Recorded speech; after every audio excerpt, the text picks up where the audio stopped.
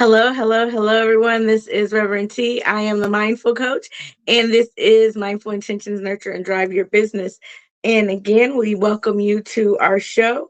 Today, we have a guest who is Brandon Gano.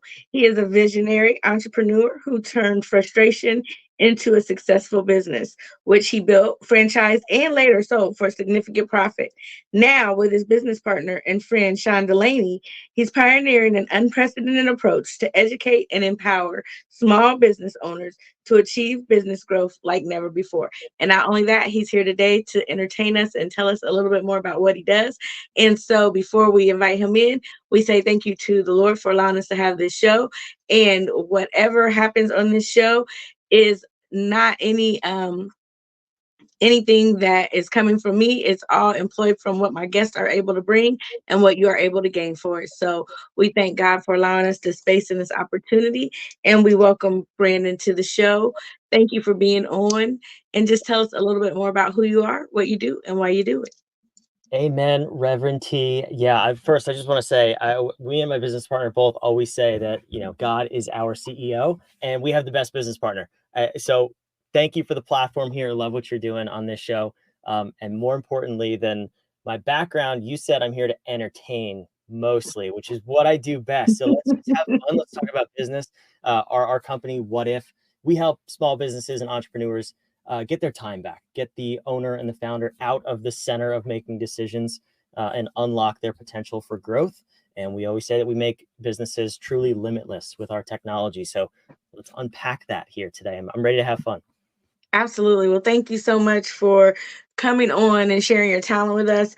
The reason for this platform is to help other people out there that are looking to do something, trying to gain some insight, trying to figure out where to start, and don't know where to turn, can come to a place where they can see people like themselves that have started somewhere and now are able to share with others, and then they can learn from that and maybe grow in their own aspect. So thank you for taking the time out of your day to come on and lend your time and talent to us. Thank you so much. Absolutely.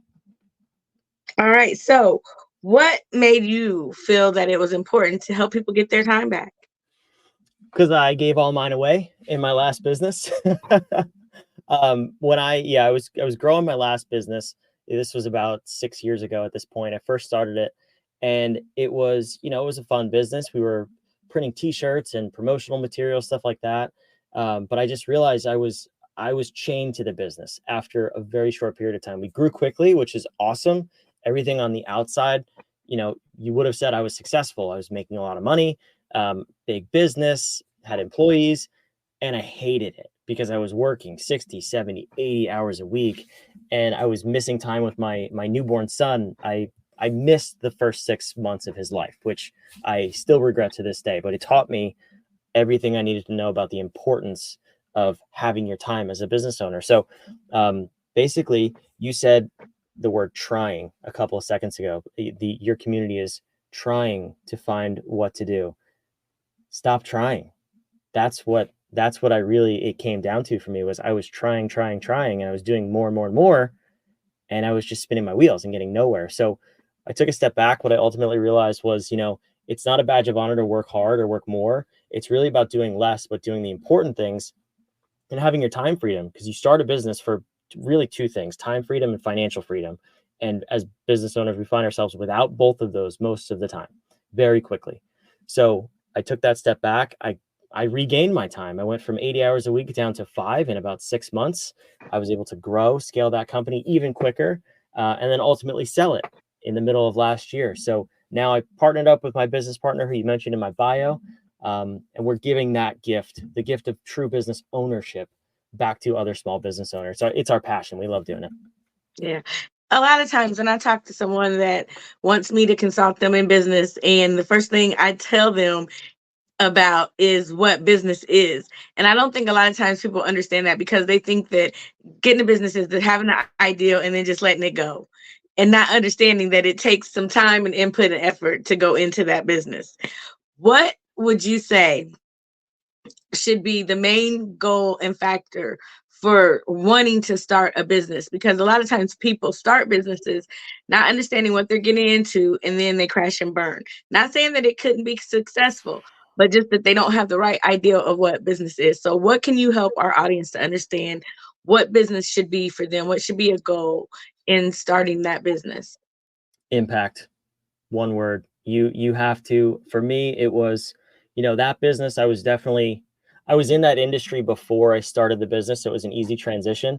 But I still didn't understand what really my purpose was. So for your audience, your listeners, are probably very clear. What is your God-given purpose? What are you really, really good at? What comes so naturally to you? Not to be confused with your passion, because I'm really passionate about cutting grass and smoking meat, barbecuing. I would never start a business around those two areas because I love them, and I would never want to do that to make money. It's just something I love doing. I also don't believe they're my God-given gifts, but understanding complex scenarios, especially in business, for me, I recognize was a God-given talent. So it's understanding what that is and then focusing on the impact you can make with it. Too many people you see on the internet, the gurus, if you will, focus on, how much money can you make? How much passive income can you make? How much money can you steal from people before they realize you're stealing from them? That's all the wrong focus. So I always, when we bring on clients, we kind of uncover what their motive is. And if it's in line with impact and mission and making a difference and helping other people, I just over and over and over, I see those people winning regardless of the circumstances. We can figure everything else out, but if that's your primary focus, you will always win. Yes, absolutely. And I heard you say something about alignment. Being in alignment and knowing what your focus is major, and that does make an impact. So thank you for sharing that right there. So explain to us how you came up with the name of your business. It's pretty cool.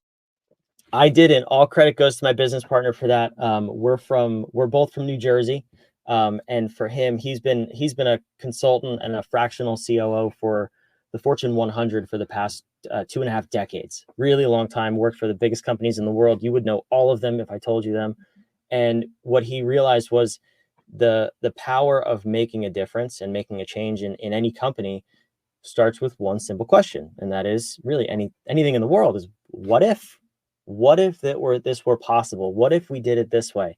What if we stopped doing it this way? So the 2-word phrase "what if" you cannot trademark, you can't copyright. It's common English, right? So being the lawyer that he is and the brilliant mind that he is, he said, "Well, how can we trademark this and make it our own?" We're from Jersey. We say "what if." It's one word for us. So the D is actually, if you're watching, you can see behind me, we've made that into an upside down question mark with a play button at the top. So it's really, those are 2 of our core values: is have fun doing what you're doing and ask better questions. Better questions get you better answers. So again, all credit to him, but we live by it every single day. And we ask our clients, what if? Wow, that's awesome. So how do people go about working with you? We have a number of services. Really, what we do at our core is we get people their time back, and we do that in 90 days. So, like I said, we do everything from the corporate consulting, the fractional COO contracts. Those don't really light us up, though, because those companies don't need more money, right? But small business owners and entrepreneurs who we absolutely love, we work with them on 90-day sprints, get really focused on just a couple of things to really move the needle in your business and get you working 50% less in 90 days so that then you can grow your business. But if you're continuing to be chained to your business, you're making all the decisions, it's literally impossible to grow because it's just a math equation. If I do more, it requires more input, more hours, and we just don't have more time. So we get you your time back and then we scale your business. Yeah. Do you find that people are often scared to let go of stepping back from that chokehold that they have on the business? Yeah, all the time. It gets me every single time, and we do work on the human side of things because you have to. I mean, it's there's human beings running the business, whether it's you as a solopreneur or you have a team of 500. You're always going to have that human element. So we have a very heavy and unique focus on the humans, but every single client we make a difference, we make big changes, it's going well. 3 weeks later, there's pushback. And we're like, what? Why is there pushback? Do you not see the results? And it's just, backsliding into their old ways because we're more comfortable where we were than where we're going. It's just human nature. As a matter of fact, fun fact, if you're watching this live, I got yelled at by a client yesterday because we just push you a little bit outside of your comfort zone. That's where all of the best changes and discoveries are found. And I don't mind getting yelled at because that means you're passionate. And if you're passionate, we can work with that. You're impact focused, impact driven, mission driven. But it happens every single client. And I got yelled at and I laughed. That's my reaction now. I just like, okay, we made it. We made it to the point where we're scared and moving backwards. Now we got to push through that and move forward. So yeah, good question. But yes, all the time. Amen. And so what made you come to the mindset of being an entrepreneur? The is it the vision that you always had that you were an entrepreneur, or is it something that you just tried different businesses? What developed you as an entrepreneur? I think I was born this way. From a very young age, I was, I don't know, 12, 10 to 12, somewhere in that range.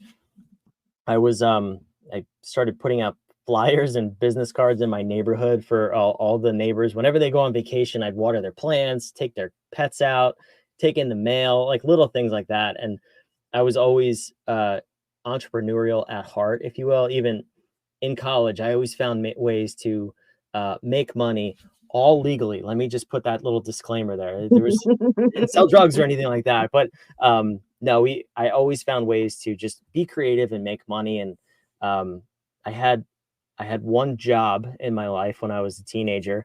Ever since then, I've always just been creating things and solving problems for people. It's my passion. And I really can't wrap my head around having a job. And I'm sure other people watching and listening feel the same way, but it's just so natural to me. But on the flip side, it's so foreign to even think about, like, what is a resume? I can't even picture how to put one together for myself. So Yeah. it's who I am. It's funny that you say that it's foreign, because for some people want to start a business and they have a creative mindset, but for some reason they're afraid and it scares them and it holds them back. Do you think, and then they think that they look at someone like you and they say, oh, it's so easy for you. You've already got it and you were born that way. You know what, you have the right tools and the right resources. Is that true? Is it in your mind? Is it something that's born in you? Or is it something that you have to pull out of yourself? No, I don't think it's born in you. And I would say if anything, someone like me would be at a disadvantage, because I'm the person who loves to go out and create things and chase new ideas, which rarely works in business. I've had to train myself.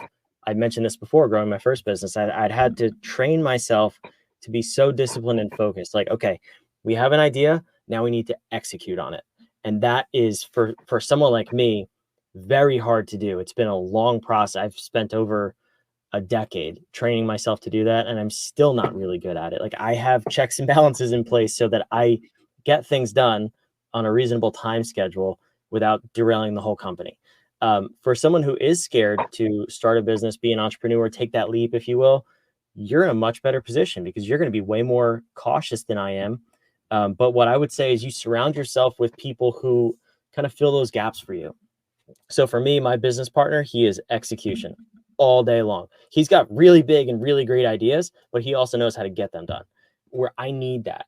And at the same time, I compliment him in the other ways, where I have all these ideas and I can spin things up, and then he figures out how to put the pieces together. So we work really well together. Fortunately, we're business partners. If you don't have a business partner, all we say in our community, we just say, find people who are not like you, who can help you, who can hold you accountable. So the people who are scared, there's so many resources, free resources, paid resources, all the way up to, you could pay millions of dollars a year for a coach or an accountability partner.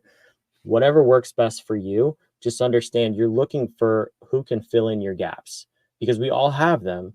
So it's a race to find them and then find the resources and people who can help you through that. Awesome. How many companies do you work with a year? It's tough to say. Typically, we work with a handful at a time through our sprints, but they overlap. We don't do they last 90 days, but you can enroll in them at any time. So between 25 and 50 or so per year at this point. Okay. And how big does your company have to be for you to be able to work with you? Typically, our sweet spot is between 5 and 50 employees. But we do have a couple solopreneur programs for those smaller companies, but we've actually created a couple of partnerships where we can send them over to our partners. They speak our language, they follow a very similar process, and they can help you get the ball rolling, get started. So kind of like what I just said, if you're nervous about taking the leap, there are really, really good people who I know are not going to steal your money and not going to lead you in the wrong direction, which is really common, unfortunately, in that sector of the market. But we send people there, and then when they're ready, they come back to us. Yeah. And this is an investment that they would be making in their business and in themselves as well, correct? Yeah, I mean, what we decided to do is because there's so much negativity and over promising, under delivering in the marketplace, we actually took all of our products, all of our paid products, and we have a contract in the beginning, and we together with our clients set a promise. We set a goal. If we don't meet that goal at the end of the 90 days, you get your money back. Wow, okay. 100%, like no questions asked. We haven't had to do that yet, which is really, really cool. Speaks to how we live up to our promise, but we've just seen so many times, and we've enrolled in these programs too. We've been part of other groups where they promise you, oh, you'll make $50,000 in your first 6 months or whatever the promise is, and it's like, I didn't learn anything. I didn't even get a little bit better. I just learned what not to do and what not to say yes to in the future. So yeah, that's for our core products. You always have the option to get your money back if we don't get the result that we promised. Otherwise, everything else we do is usually on a month-to-month basis, so you could just cancel at any time. Okay, well, all right. Well, I thank you so much for sharing your information, for coming on and educating and empowering and helping people to understand what it takes to be in a business and to not walk it alone. Because a lot of times, new business owners try to start out, they try to do it all themselves, they invest all their time and their money and their efforts into something, then they're burnt out because they don't have the right resources and the right people in their corner to help them go in the right direction. So, we thank you for what you are offering out there, you and your partner both. What advice would you like to leave with our audience tonight if they were willing or looking for a way to get in touch with you and have an opportunity to work with you? Yeah, the best thing you can do is, and we do this for absolutely for free. We have a business diagnostic, which it's 50 questions. It's going to take you about 10 minutes. Go through all 50 questions, and it'll give you a score in all the different areas of your business and a report on the backside to identify exactly where you can make the biggest difference in your business starting like today. So we always encourage people to go through that report. You'll also get a video series, a 3-part video series where you can watch those videos. I think it's between 30 and 35 minutes. It'll tell you how to interpret that report, what to do with it, the next steps you can take. So you can work with me in air quotes without ever speaking to me. And if you want to take that next step, we're always happy to work with you too. But that could be found, if you're watching, it's on the screen, whadif.com, and go there, take the report, and get some clarity into what's going on in your business. Amen. All right. Well, thank you so much again for taking the time out, for coming on and sharing with our audience about who you are, what you do, and why you do it. And I look forward to talking more to you about what you do again in the future. If you'd like to come on again sometime and share some more information and resources with us. I love it. Thanks, Reverend T. Good to be here. Thank you. Thank you so much, Brandon. And thank you, everybody who watched it live. And if you didn't get to watch it live, if you do watch it on the replay and you are looking to start your business, or you are in business and you are needing some help to understand how to leverage that business and how to grow and impact others, then go ahead and give Brandon a call at whadif.com. Check them out and go through the questionnaire, see if it's something that fits your business and something that can help you propel to the next level, because we are not in this life to do it alone, but we are here created with a purpose. So you might as well live that purpose, right? Well, until next time, thank you for joining us. And I will talk to you again real soon. Brandon, hang out with me for just a second. Goodbye, everyone.